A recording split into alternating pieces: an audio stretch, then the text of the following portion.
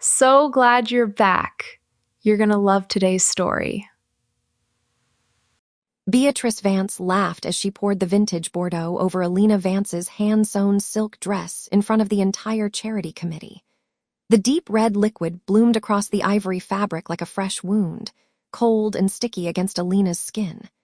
The grand dining room of the Vance estate, usually filled with the polite hum of high society gossip, fell into a vacuum of shocked silence. "Oh, Elena," Beatrice said, her voice dripping with a mock concern that didn't reach her cold, obsidian eyes. "You always were a clumsy thing. Perhaps you're more suited for the kitchen than the ballroom. Do run along and find a rag. You're making the upholstery look cheap." Elena didn't flinch. She felt the heavy weight of the wine-soaked silk dragging at her shoulder, the sharp, fermented scent of oak and berries rising to meet the cloying perfume of expensive lilies that choked the room. She looked down at her hand, where the liquid dripped from her fingertips onto the polished mahogany table. Across the table, Silas Vance stared at his plate, his jaw tight, his silence a familiar, crushing weight. Marcus Vance, their son and the family's golden failure, let out a sharp, jagged snigger that encouraged his mother's cruelty. "She's right, Elena," Marcus added, adjusting his silk tie with a smirk. "You've been a charity case in this house for 10 years. The least you can do is not ruin the vintage. That bottle cost more than your father's entire estate was worth when he died." The guests, 3 board members of the Vance Foundation and their wives, shifted in their seats. One woman gasped, her hand fluttering to her throat, but she didn't speak. No one ever spoke against the matriarch of the Vance bloodline. To Beatrice, people were either tools to be used or stains to be bleached away. Elena finally looked up, her gaze steady. She didn't cry. She didn't beg for an apology. She simply watched the way the candlelight caught the edge of Beatrice's diamond necklace, a piece Elena had personally polished just 3 hours ago. The sleeping lion wasn't just a metaphor her father had used. It was a physical sensation in her chest, a low, vibrating hum that had finally reached a crescendo. "I'll take care of it," Elena said, her voice a calm, chilling contrast to the heat of Beatrice's malice. She stood slowly, the wet fabric clinging to her legs. She could feel the eyes of every guest on her, the social judgment heavy enough to suffocate. Beatrice didn't even look at her as she signaled for a servant to bring a fresh bottle. She was already moving on, dismissing Elena as if she were nothing more than a broken piece of china. Elena walked out of the dining room, her heels clicking a rhythmic, military beat against the marble floor. The sound echoed through the vaulted foyer, a sharp contrast to the muffled laughter beginning to drift back from the table. They thought they had won. They thought she was retreating to the laundry room to weep over her ruined finery. Instead, she stepped into the darkened library and pulled a small, encrypted burner phone from a hidden pocket in her clutch. Her fingers were steady as she swiped the screen. A single message sat in her inbox from Julian Thorne, the family's lead counsel, and the only man who knew exactly how deep the rot in the Vance empire truly went. "The foreclosure notices are ready for filing. One word from you, and the process begins." Elena leaned against the cold oak of the bookshelf, the scent of old paper and leather grounding her. For a decade, she had played the role of the dutiful daughter-in-law, the quiet caretaker who fixed Marcus's messes and shielded Silas from the truth of his son's addictions. She had been the glue holding a crumbling dynasty together, all while Beatrice treated her like a stray dog allowed to sleep at the foot of the bed. She looked at her reflection in the darkened window. The wine stain was dark, almost black in the moonlight. She looked like a woman who had survived a massacre. A soft footfall sounded at the door. Maya Vance, the youngest of the clan and the only one who hadn't inherited the family's venom, stood in the shadows. Her eyes were wide, filled with a mixture of pity and fear. "Elena, Mom is. She's in a mood tonight. I'm so sorry." Elena turned, a small, terrifyingly sharp smile touching her lips. "Don't be sorry, Maya. Your mother just gave me exactly what I needed." "What do you mean?" "Patience is a virtue, Maya, but even virtues have an expiration date." Elena turned back to the phone. She didn't reply to the message yet. Instead, She opened a secure folder containing high-resolution photos of the ledgers she had spent the last 6 months documenting. The proof that Marcus hadn't just lost the family's money in bad trades, but had been systematically embezzling from the charity foundation Beatrice prized above all else. The Vances believed they were untouchable because of their name. They didn't realize that Elena Vance was the one who had been holding the shield, and tonight she was dropping it. She walked back toward the foyer, passing the servant who was rushing toward the dining room with a tray of fresh glasses. Elena stopped him, her hand resting lightly on his arm. "Tell Mrs. Vance I've gone to change," she whispered, "and tell her to enjoy the wine. It's the last vintage of that caliber she'll be tasting in this house." The servant blinked, confused, but Elena was already moving toward the grand staircase. She wasn't going to the laundry room. She was going to her office to print the documents that would turn the Vance legacy into a pile of ash by morning. As she reached the top landing, she heard Beatrice's shrill, triumphant laugh ring out from the dining room one more time.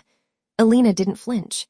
She simply touched the wet silk of her dress and felt the weight of the evidence in her hand. The countdown had begun. 2 days until the annual Vance Gala. 2 days until the world saw Beatrice Vance for exactly what she was. Elena entered her room and locked the door.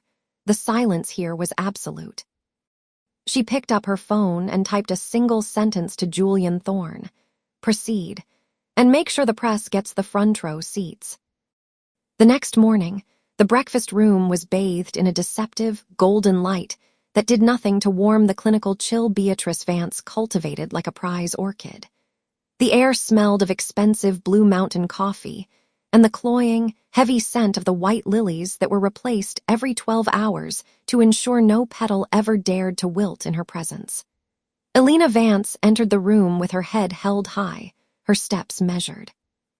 She had spent the night staring at the ceiling, the weight of the digital files on her phone feeling like a loaded weapon. At the head of the long marble table, Beatrice sat draped in vintage silk, her eyes fixed on a digital seating chart for the upcoming gala. Silas Vance sat to her right, hidden behind a financial journal, his presence as substantial as a ghost's. Marcus Vance was slumped in his chair, his eyes bloodshot and his hands trembling slightly as he reached for a crystal carafe of orange juice. "You're late," Beatrice said, not looking up. Her voice was like a razor blade wrapped in velvet. "And you look haggard, Elena. If you're going to represent this family tomorrow night, I suggest you find a way to mask that sallow complexion. It's embarrassing." "I was finishing the final inventory for the foundation," Elena replied, her voice steady. She took her seat, the vibration of a silent notification against her thigh making her pulse quicken. It was a message from Julian Thorne. "The trap is set." Beatrice finally looked up, her lip curling in a practiced sneer. She pushed a porcelain teacup toward the edge of the table. "This tea is tepid. It's reached that pathetic, lukewarm temperature that reminds me so much of your personality. Take it away and bring me a fresh pot. The staff is busy with the floral deliveries." Elena didn't blink. She watched the steam rise feebly from the cup. "The tea was poured 3 minutes ago, Beatrice. It's perfectly hot." The room went silent. Marcus paused mid-sip, his eyes darting between them. Silas lowered his paper just enough to reveal a sliver of worried brow. It was a small defiance, but in this house it was an earthquake. "I didn't ask for a temperature reading," Beatrice snapped, her knuckles whitening as she gripped her silver spoon. "I asked for a fresh pot. Do you think because I let you marry into this name that you've earned the right to be indolent? You are here to serve the legacy, not to question it."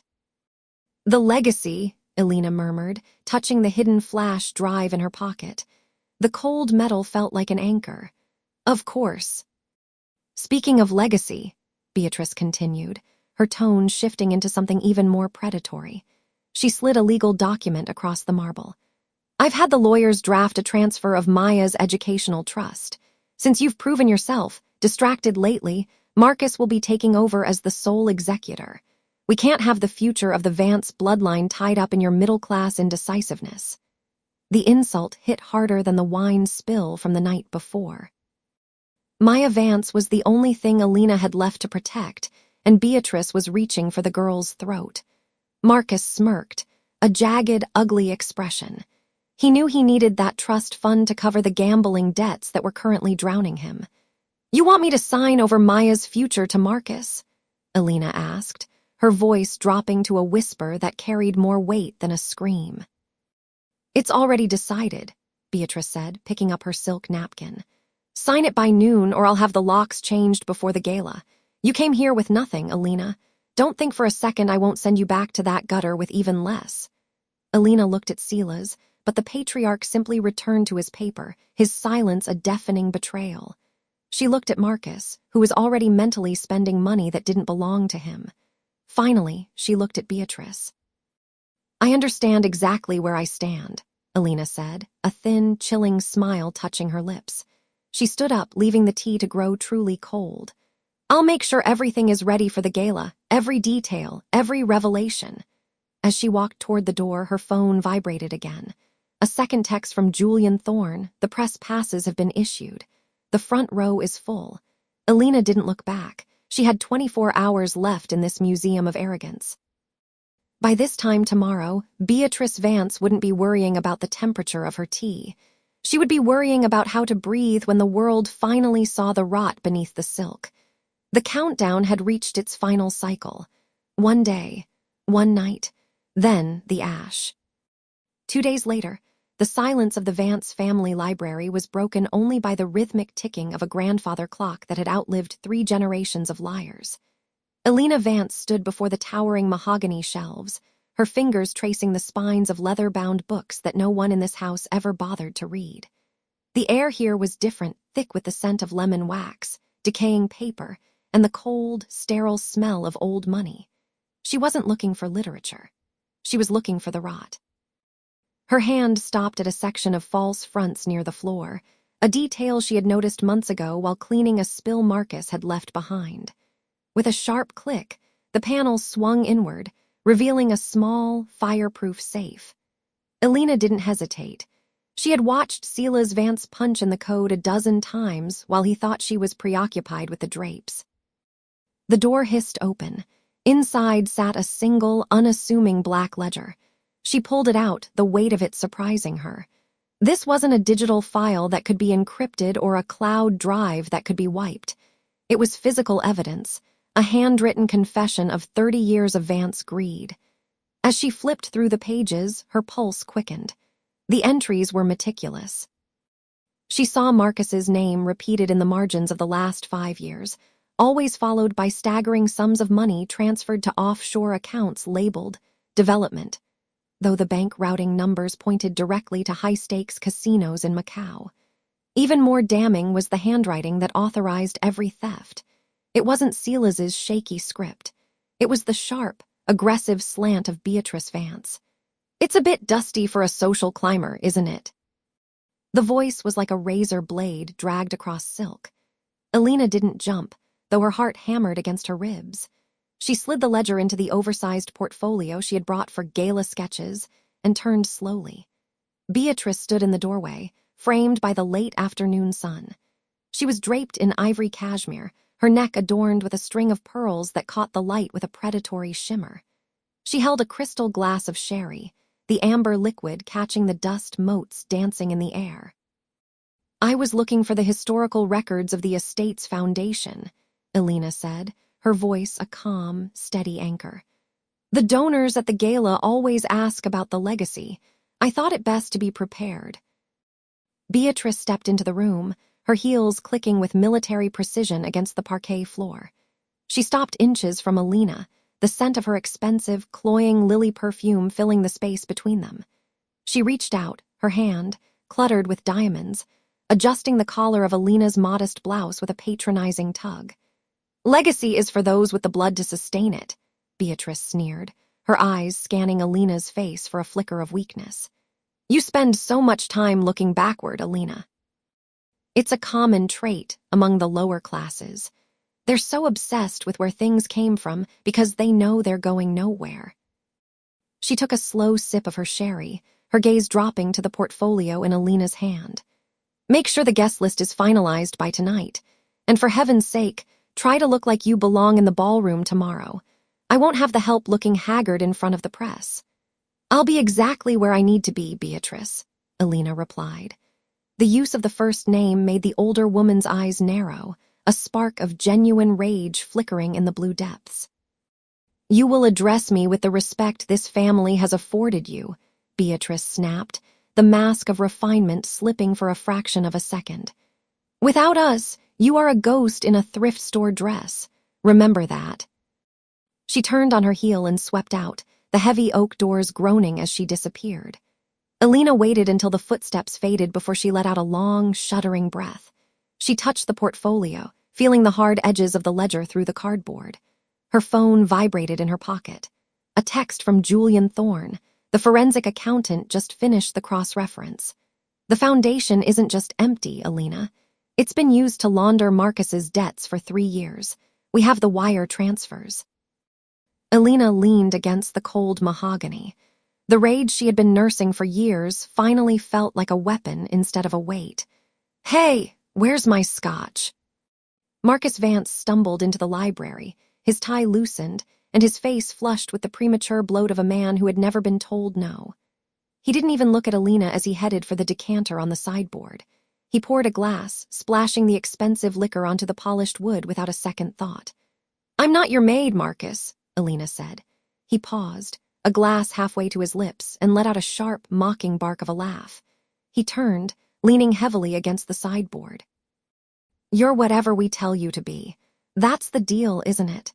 You get the nice roof, the fancy last name, and in exchange, you keep your mouth shut and do what you're told." He took a long swig, his eyes roaming over her with a mixture of contempt and boredom. "My mother thinks you're useful for the gala. I think you're a bore. Just make sure the cameras are pointed at me tomorrow. I've got a big announcement, and I don't want your drab little face stealing the frame." "Don't worry," Elena said, her voice dropping to a chillingly soft register. "I'll make sure the focus is exactly where it belongs." Marcus rolled his eyes, dismissing her as he walked toward the balcony. "Whatever. Just stay out of the way. Some of us actually have a future to manage." Elena watched him go, his silhouette framed by the sprawling Vance gardens, a kingdom built on a foundation of stolen dreams and forged signatures. She reached into her portfolio and touched the cold, leather cover of the ledger one last time.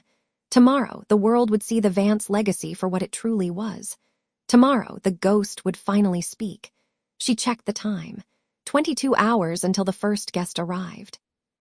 22 hours until the ash began to fall. Elena walked out of the library, leaving the ticking clock behind. Its time was almost up. The following morning, the Vance estate was a hive of frantic, expensive activity. Elena stood in the center of the grand foyer, watching as a small army of florists arranged towering displays of white lilies. The scent was cloying, thick enough to coat the back of her throat like syrup. She checked her watch. Exactly 12 hours remained until the first gala guests would arrive. Her pulse remained steady, a sharp contrast to the chaotic energy vibrating through the house. Marcus appeared at the top of the stairs, his silk robe billowing behind him as he descended. He didn't walk so much as he surveyed, his gaze skipping over the workers with the casual indifference one might show to furniture. When his eyes landed on Elena, his lip curled into a familiar, jagged smirk. He reached the bottom and tapped his heavy gold signet ring against the marble banister, a sharp, rhythmic clicking that echoed through the hall. "Still playing the dutiful assistant, I see," Marcus said, his voice loud enough to make a nearby florist flinch. He leaned in closer, the smell of expensive scotch and stale cigarettes clinging to him even at this hour. "It's almost pathetic. You spend all this time fluffing the pillows for a house that doesn't even want you in the family photo." Elena didn't blink. She adjusted the placement of a single lily, its petals cool and waxy beneath her fingertips. "Someone has to ensure the foundation holds, Marcus, especially when the pillars are starting to crack." He let out a sharp, barking laugh and reached into his pocket, pulling out a crumpled piece of paper, the revised guest list Elena had spent hours perfecting. He tossed it into a nearby trash bin without looking. "Don't bother with the metaphors. Just make sure the catering staff knows their place. And for God's sake, Find something to wear that doesn't scream charity case. I won't have you embarrassing me when I take the stage tonight." This was the first rage spike of the morning, a calculated jab at the years she had spent sacrificing her own needs to keep the family's image pristine. Elena felt the familiar heat behind her eyes, but pushed it down, channeling it into the secret weight of the digital key currently resting in her pocket. That key held the decrypted files of the Vance offshore accounts, files that Marcus currently believed were his private safety net. "I'll be exactly where I need to be," Elena said, her voice dropping to a chillingly calm register. "But you might want to double-check your speech. It would be a shame if you stood up there and realized you didn't actually own the words you were saying." Marcus rolled his eyes, dismissively waving a hand. "You've always been prone to these little dramatic outbursts. It's why Father never took you seriously. You're all emotion, no instinct." He turned his back to her, calling out to a servant for a fresh drink, already forgetting she existed. From the shadows of the dining room doorway, Julian Thorne watched the exchange. The lawyer's face remained a mask of professional neutrality, but his eyes stayed fixed on Elena. He had seen the way her hands didn't shake when Marcus threw the list away. He knew what was coming, even if the man in the silk robe was too blinded by his own ego to see the cliff edge he was walking toward. The afternoon dragged on with agonizing precision. Beatrice Vance emerged from her wing of the house around 3, draped in pearls that looked like a collar of frozen tears. She didn't speak to Elena. She simply pointed at a smudge on a silver tray and waited for Elena to clean it. It was the second spike, the silent, crushing weight of being treated as a ghost in her own home. "The seating chart is finalized," Elena told her mother, holding out the tablet. Beatrice didn't look at the screen. "Just ensure Silas is seated where he can't wander. He's been rambling about restitutions all morning. The last thing we need is your father ruining the most important night of Marcus's career with his senile guilt." "Guilt is a difficult thing to silence," Elena murmured. Beatrice finally looked at her, her eyes as cold as the diamonds at her throat. "In this family, we don't silence it. We bury it under enough success that no one can hear the scratching." She walked away, the click of her heels sounding like a countdown. Elena retreated to the small office tucked behind the library. She pulled out the ledger she had retrieved the night before. The ink on the forged signatures seemed to shimmer under the desk lamp, a map of every lie the Vance men had ever told. She picked up her phone and sent a single text to Julian. "The stage is set. Ensure the press is in the front 3 rows." The sun began to dip below the horizon, casting long, bloody shadows across the manicured lawns. Elena stood by the window, watching the first of the black town cars pull into the long driveway. The countdown had reached its final hour. She touched the cold leather of the ledger one last time, a ghost preparing to finally take the podium. Tonight, the Vance legacy wouldn't just crack, it would shatter. And Marcus would be the one holding the hammer, never realizing he was swinging it at his own feet. The evening arrived with a heavy, atmospheric chill that the roaring fireplaces of the Vance estate couldn't quite thaw.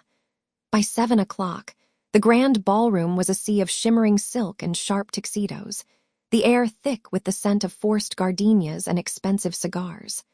Elena Vance stood at the periphery of the room, her hand tightening around the cold, silver frame of her evening clutch. Inside, the weight of the forged ledger felt like a live wire, humming against her palm. She had traded her usual practical attire for a floor-length gown of midnight blue, a color so dark it was almost indistinguishable from the shadows she had occupied for years. She watched the guests swirl like colorful predatory fish in a gilded tank. At the center of the room, Marcus Vance held court. He looked every bit the heir apparent, his laughter booming over the delicate staccato of the string quartet. He was currently regaling a group of venture capitalists with a story about his latest acquisition, his gestures wide and performative. He looked untroubled, a man who believed his own lies so thoroughly they had become his reality. "You look like you're attending a funeral, not a celebration," a voice hissed near her ear. Elena turned to find Beatrice Vance standing beside her. The matriarch was draped in diamonds that caught the light with a cold, jagged brilliance. Her eyes, sharp and judgmental, swept over Elena's dress with visible disdain. "It's a significant night, Beatrice," Elena replied, her voice leveled to a calm, icy precision. "I wanted to make sure I didn't miss a single moment of it." Beatrice scoffed, adjusting a lace glove. "Just try not to embarrass the family. Marcus has worked too hard on this expansion to have his wife lurking in the corners like a governess. Go find a tray of champagne and try to look like you belong in this room." The dismissal was sharp, a familiar sting designed to remind Elena of her supposed place in the hierarchy. But tonight, the insult didn't land. It simply added another layer to the cold resolve hardening in Elena's chest. She watched Beatrice glide away to join Silas Vance, who stood near the buffet looking frail and profoundly out of place, his eyes darting toward the door as if looking for an exit that didn't exist. Elena's gaze shifted to the far end of the ballroom, near the velvet-draped entrance. Julian Thorne stood there, leaning against a marble pillar with a casual grace that belied the intensity of his focus. When his eyes met hers, he gave a single, imperceptible nod. Behind him, 3 men with professional-grade cameras and tablets were being ushered into the reserved seating area at the front of the dais. The press had arrived. A sudden commotion at the center of the room drew everyone's attention. Marcus had climbed the small steps to the mahogany podium, a glass of vintage crystal in his hand. He tapped the microphone, the feedback screeching through the hall and silencing the chatter. "Friends, colleagues, and distinguished guests," Marcus began, his voice dripping with an unearned authority. He looked toward the crowd, his gaze skipping over Elena as if she were part of the furniture. "Tonight, we celebrate the Vance legacy. We celebrate the strength of blood and the brilliance of vision that has kept this family at the pinnacle of this industry for a century."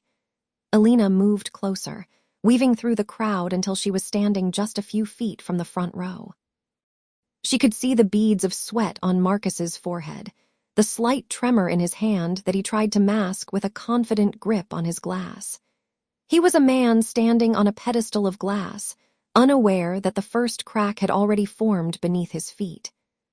"I've spent the last year ensuring our future," Marcus continued, his chest swelling with pride. "While others doubted, I acted. I secured the signatures, I moved the capital, and tonight, I am proud to announce the final merger that will triple the Vance holdings by sunrise." A ripple of polite applause went through the room. Marcus beamed, his arrogance reaching a fever pitch. He caught the eye of a prominent board member and winked. "And to my lovely wife, Elena," he added, his tone shifting to one of mocking patronization. "Thank you for staying out of the way and letting the men handle the heavy lifting. Your silence has been appreciated." A few people chuckled, the kind of sycophantic laughter that follows a powerful man's cruelty. Elena felt the familiar heat of rage spike in her throat, but she didn't flinch. She simply reached into her clutch and felt the smooth, cold surface of the ledger. She looked at Marcus, really looked at him, and saw the hollow shell of the man she had once tried to save. "The heavy lifting is just beginning, Marcus," she whispered to herself, the words lost in the ambient noise of the room. Marcus raised his glass higher. "To the Vance name, may it always stand for power, integrity, and the strength to do what is necessary." "To the truth," Elena said, her voice louder this time, cutting through the tail end of his toast. The people nearest to her turned, their brows furrowed in confusion. Marcus froze, his glass halfway to his lips. He squinted toward her, his expression shifting from triumph to a sharp, jagged annoyance. He hadn't expected her to speak.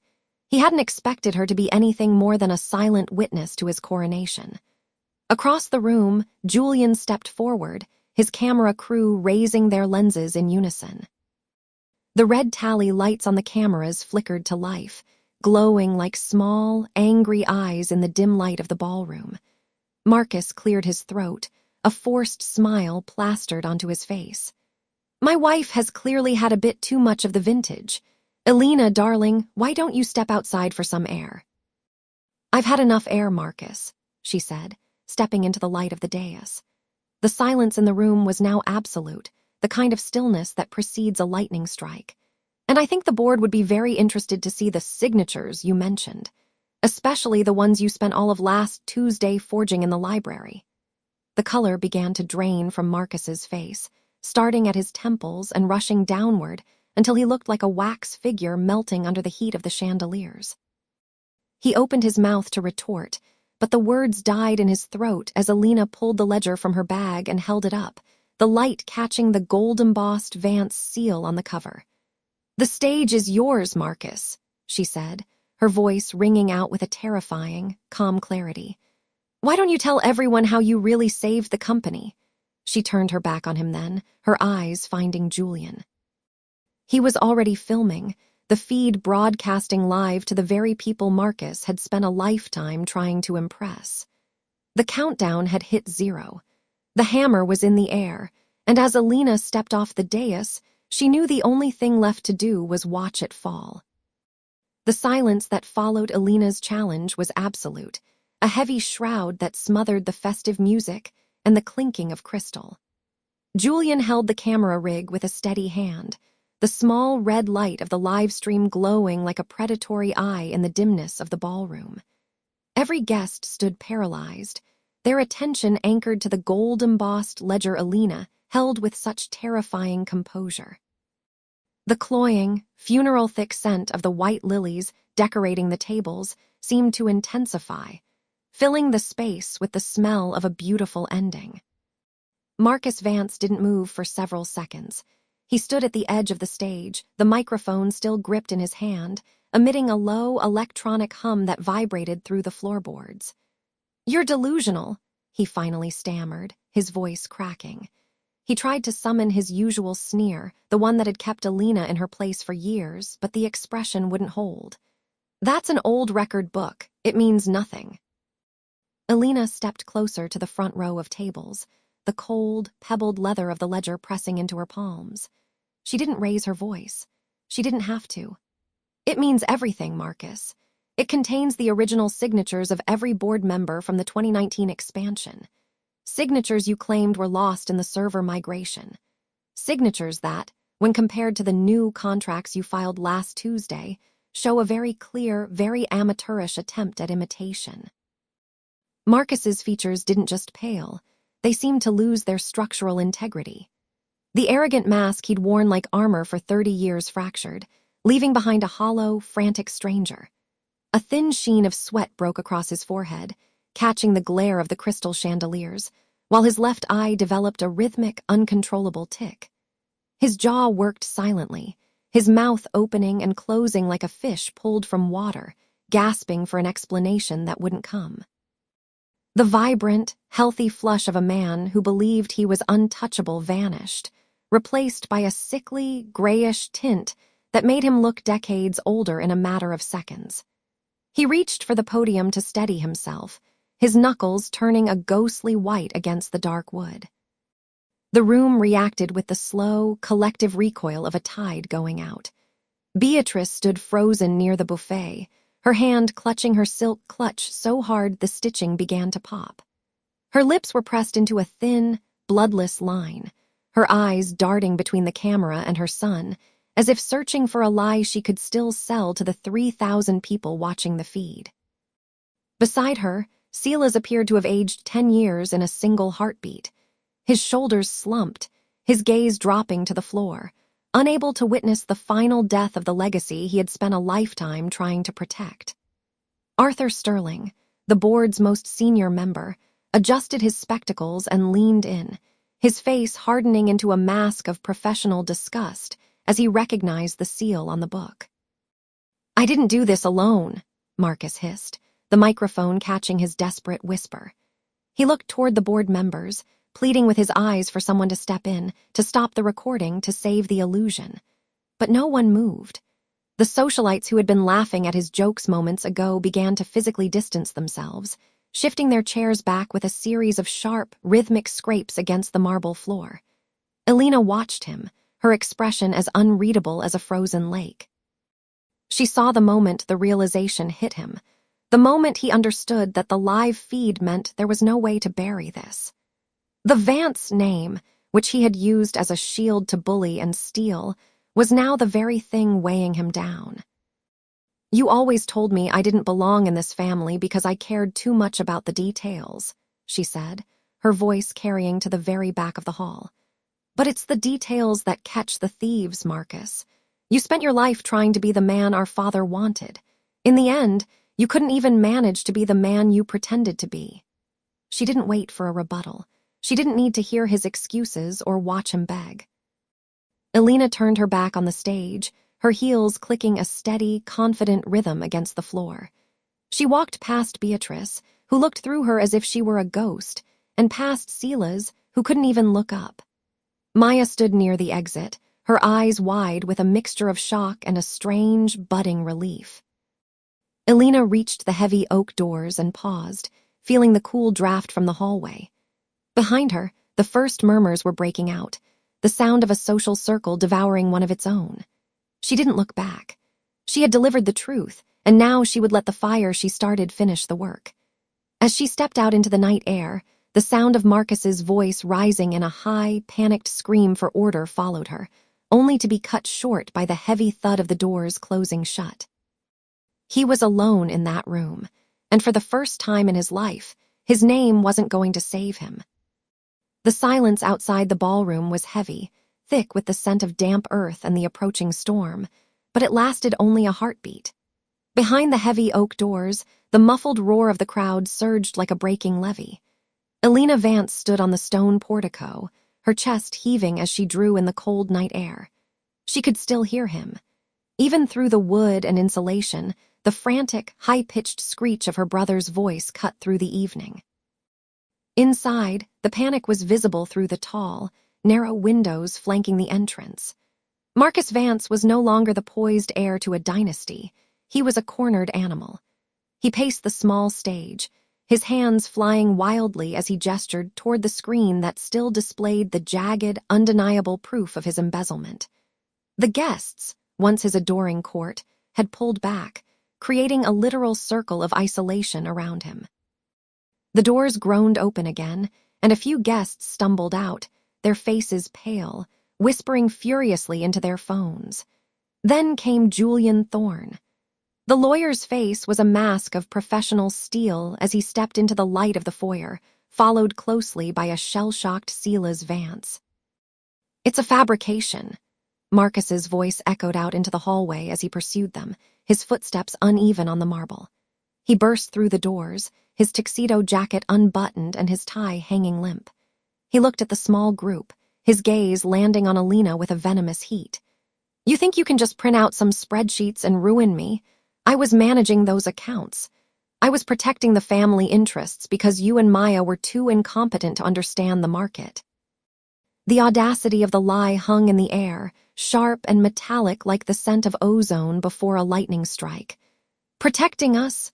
Maya stepped forward from the shadows of the pillars, her voice trembling but clear. "You moved my inheritance into a shell company in the Caymans, Marcus. You didn't protect me. You erased me." "You're a child," Marcus snapped, his face contorting. "You don't know how the world works. Elena manipulated you. She's been jealous of my position since the day Father put me in charge." Marcus Vance's face underwent a horrifying transformation as Julian Thorne silently raised a handheld tablet, the screen glowing with a live notification from the district attorney's office. The ruddy, healthy glow of a man who spent his afternoons on a yacht vanished, replaced by a gray, sickly pallor that made him look 20 years older in a matter of seconds. His jaw didn't just drop. It hung slack, his lower lip trembling as he tried to form a coherent sentence. His eyes, once sharp with predatory intent, were now wide and glassy, reflecting the cold light of the digital evidence. He looked like a man watching his own execution in slow motion, the sweat beading on his forehead and trickling down into his expensive silk collar, leaving a dark, jagged stain against the white fabric. His skin seemed to sag, losing its elasticity as the weight of the looming consequences finally pressed down on him.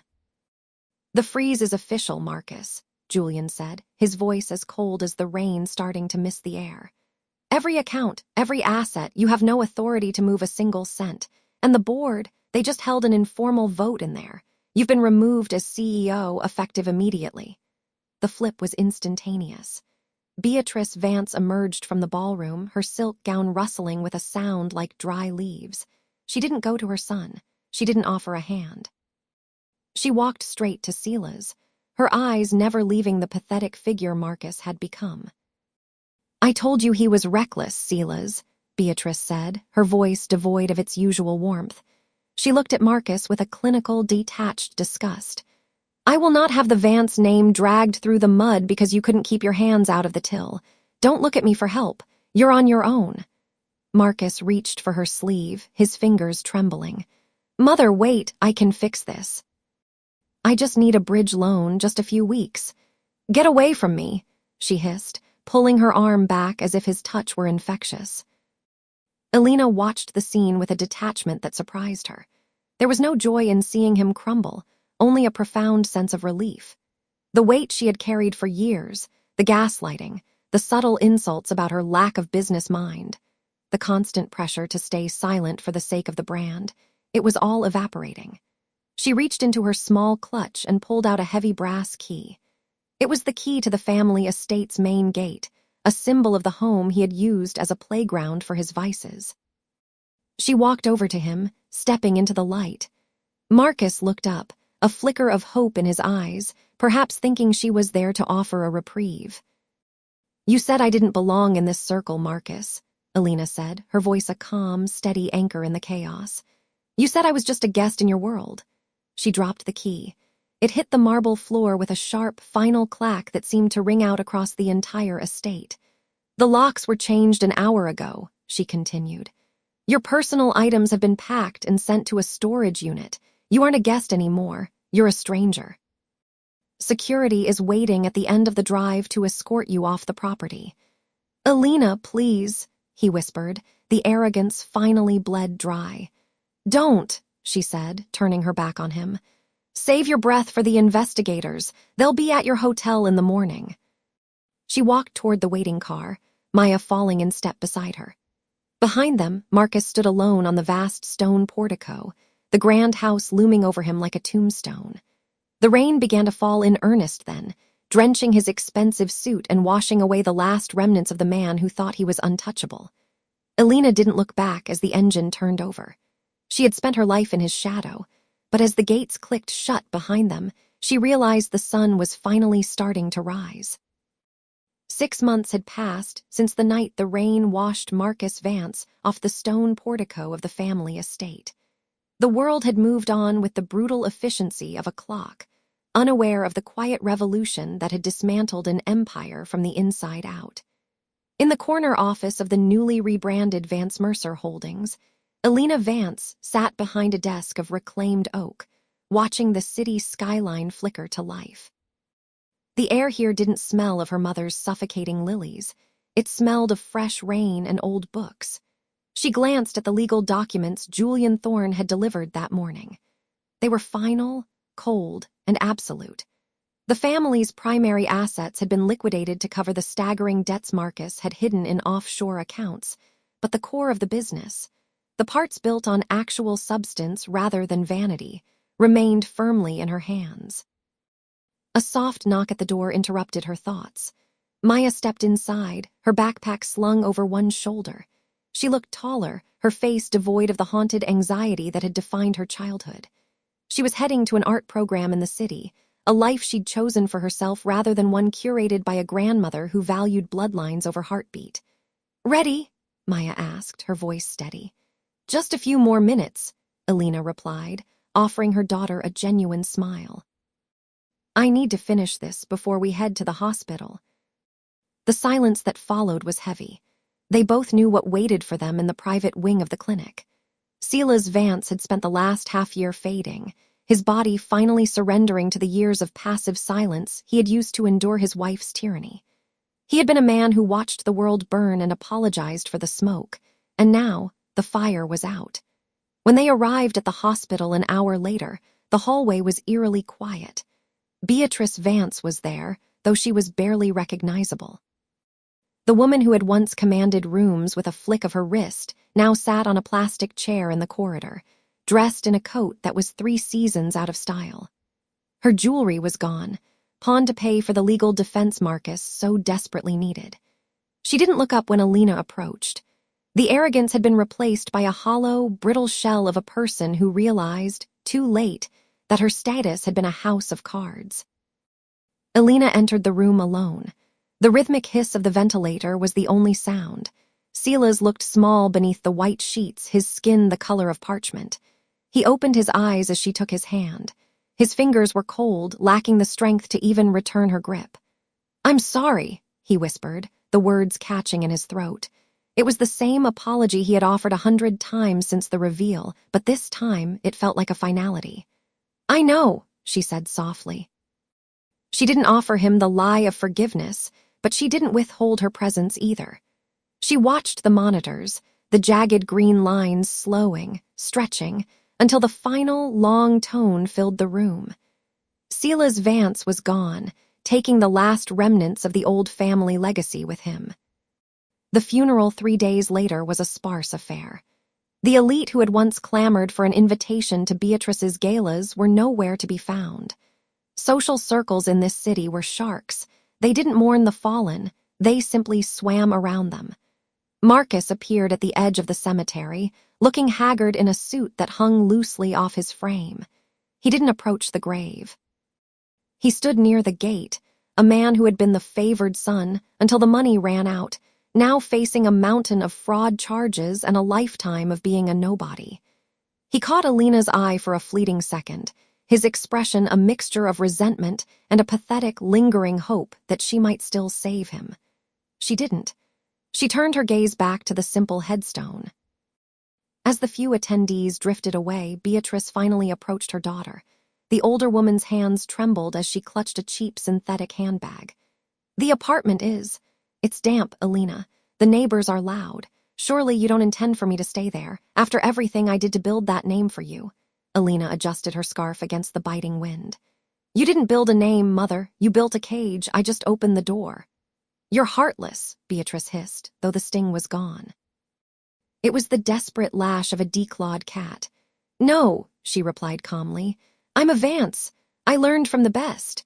She walked away, the sound of her heels clicking firmly on the paved path. She found Maya waiting by the car, leaning against the door and looking at the horizon. The sun was dipping low, casting long, golden shadows across the grass. Elena looked back one last time at the cemetery, at the broken woman standing by the fresh grave and the ruined man lingering by the gates. She had won. She had the company, the house, and the freedom she had craved for decades. But as she climbed into the car and felt the quiet hum of the engine, she felt the weight of what it had cost.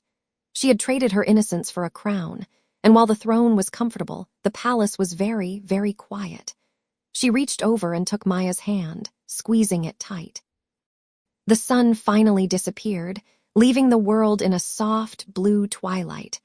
The war was over, the karma had been settled in full, and for the first time in her life, Elena Vance wasn't looking behind her to see who was watching. She simply drove forward into the dark.